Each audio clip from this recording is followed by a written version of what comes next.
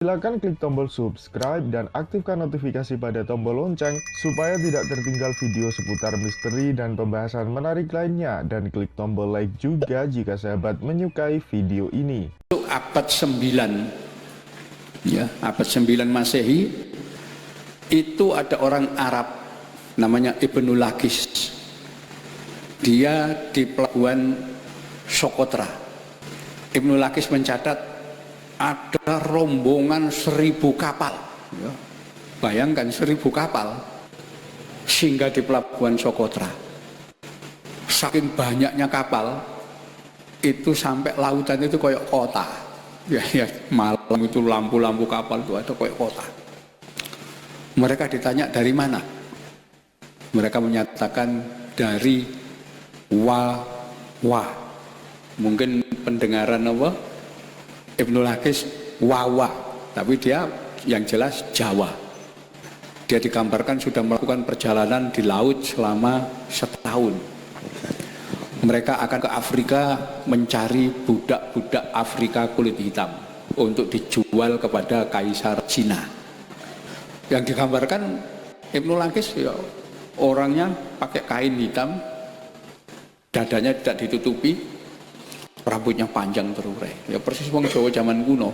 Sebagian lagi digelung dan seterusnya. Itu persis itu. Menurut Ibnu Lakis, rombongan 1000 kapal ini bergerak ke selatan, ya, ke arah Afrika Selatan, dan tidak pernah kembali. Kemana ini? Wong Afrika ke selatan itu nanti kutub selatan ya. Ternyata ada sebuah pulau di sebelah timur Afrika. Pulau besar namanya Madagaskar. Karena pulau ini di sebelah timur Afrika, harusnya penduduknya orang-orang kulit hitam negro. Ternyata penduduknya kulit coklat. Ya, rambutnya berombak, tidak keriting, dan semua orang-orang di Madagaskar mengaku keturunan Jawa, tapi gak ngerti Jawa sebelah mana ya, karena abad 9 Masehi ya, karena itu bahasa Madagaskar itu sebagian memuat isi bahasa Jawa. Nanti di Hawaii juga ada orang-orang Hawaii itu ya. Jadi Hawaii itu bahasa sana itu artinya tempat padi, sawah. Hawaii sama sawah. Jadi kenapa? Karena leluhurnya berasal dari pulau padi. Nah yang aneh, bahasa Hawaii asli itu banyak kosakata Jawa. Ya, hitung-hitungan desa, roa, telu, 4, 5, 6, 7, 8, 9, 10. Ini Jawa ternyata ya. Rupanya mereka nyebrang pakai kapal gak bisa balik. Jadi orang Jawa ini nyebar kemana-mana sampai di Kepulauan Phillip itu di Pasifik. Itu hampir semua orang Jawa. Jadi kalau sepanjang pantai Somalia itu hampir semua orang pakai sarung. Pakai sarung. Dan kulitnya bukan hitam, coklat kayak kita. Dan bahasanya banyak kosakata Jawa. Jadi orang Jawa zaman kuno itu sudah nyebar kemana-mana. Kenapa? Pelaut. Ya, karena punya teknologi membuat kapal. Laut kemana-mana. Sampai sekarang orang Jawa itu nyebar kemana-mana di seluruh dunia, selalu ada orang Jawa. Cuma sekarang kedudukannya lebih rendah sebagai TKI, buruh jadi pelayan, tapi tetap aja mereka berkembang nyebar kemana-mana. Ini ya, saya kira ini sejarah yang perlu kita ketahui tentang kebesaran bangsa kita di masa lampau. Satu contoh kecerdasan wong Jawa, abad pertama Masehi orang Jawa sudah bisa membuat kalender tanggalan tidak tanggung-tanggung. 3 jenis kalender. Yang namanya Surya Sengkala, kalender berdasar garis edar matahari. Yang kedua Chandra Sengkala, berdasar garis edar rembulan. Ya. Jadi tahun Samsia Komariah itu abad pertama Masehi. Setelah itu ada kalender lain yang lebih dulu lahir, namanya Pranoto Mongso. Itu kalender berdasar musim. Ya, jadi ada 3 jenis kalender. Itu sebabnya kalender Jawa sekarang usianya 1950. Hijriah baru 1439. Jadi lebih tua 500 tahun kalender Jawa. Ya, kenapa? Ya memang usianya gitu. Ya, jadi ini menunjukkan bagaimana hebatnya orang-orang Nusantara di masa lampau. Dan sebetulnya sampai sekarang masih hebat orang-orang kita.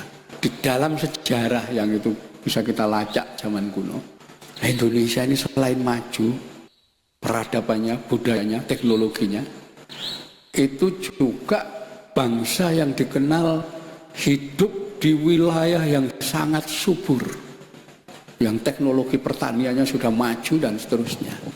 Jadi berlimpah kekayaan. Nah, itu sebabnya ya, sepanjang sejarah ya, negara-negara yang tegak di Nusantara, mulai Salaka Negara, mulai Sriwijaya, mulai Kerajaan Kutai, sampai zaman Majapahit, belum pernah ada cerita penduduk mengalami kelaparan. Nggak ada. Kenapa? Oh, karena berlimpah makanan di sini. Satu-satunya sejarah penduduk pernah kekurangan pangan zaman Jepang. Kenapa? Padi dirampas, semua dirampas. Tapi minimal tidak ada orang mati kelaparan, masih bisa makan. Masih ada singkong, masih ada elo, macam-macam. Ya. Itu masih bisa dimakan. Bahkan pisang, ontong pisang itu masih bisa dimakan, masih ada. Itu beda keadaannya dengan Timur Tengah. Kalau sudah paceklik, banyak orang mati kelaparan. Ya, di Afrika juga, di sini nggak pernah ada sejarah itu. Jadi paling berat itu zaman Jepang. Kenapa kita sempat kekurangan pangan? Tapi sepanjang itu nggak ada. Orang Indonesia ini kaya semua. Bahkan orang dulu lebih kaya dari orang sekarang. Sejarah kita ambil aja zaman Belanda. Itu penduduk pribumi masih kaya. Masih punya sawah, punya ternak, ya, punya pekarangan, punya tegalan, macam-macam. Kalau meninggal, anak dikumpulkan, kamu warisan ini, warisan ini. Padahal zaman penjajahan. Sekarang zaman merdeka, punya rumah aja masih nyicil di ngangsur 20 tahun. Orangnya sudah meninggal, anaknya yang teruskan angsuran, masih punya utang. Artinya sekarang lebih miskin daripada zaman dulu. Jadi ini memang Indonesia zaman kuno itu memang diatur begitu rupa bagaimana seluruh rakyat mampu menikmati kemakmuran negara ini. Dan itu kita harus tahu sejarah itu, bahwa bangsa kita bangsa besar, punya kerajaan-kerajaan, punya aturan-aturan, ya. Zaman dulu sudah besar. Tahun 648 Masehi, di sini ada kerajaan Kalingga. Itu sejaman dengan Khalifah Utsman bin Affan.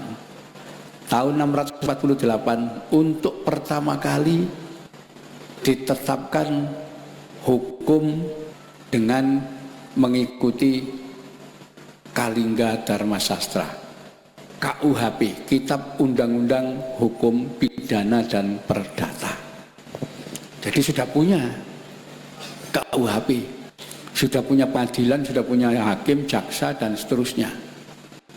Padahal pada masa Khalifah Utsman bin Affan itu Al-Quran baru ditulis, belum ada hukum Islam hukum fikih macam-macam belum ditulis.